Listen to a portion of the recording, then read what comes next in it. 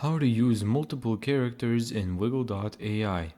For this, you're gonna need to go to multi-track, and you need to upload a video and the picture of the two characters. So let me just upload an example video. And there you go, as you can see the video is uploaded. Let's click on it, go next, got it, and let's add a character. Now we selected a person.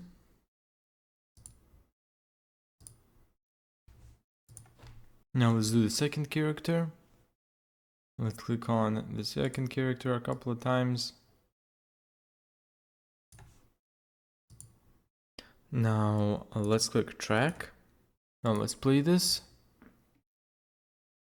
And let's see how the app tracked these players. Okay, did a pretty good job. Now let's mix them. Let's upload a character, an image with a character on it that's gonna replace character 1. Let's do Mr. Beast as well. So I've uploaded my characters and let's do the instant mix. Thank you so much for watching this video. If you found this tutorial helpful, make sure to give it a thumbs up and subscribe.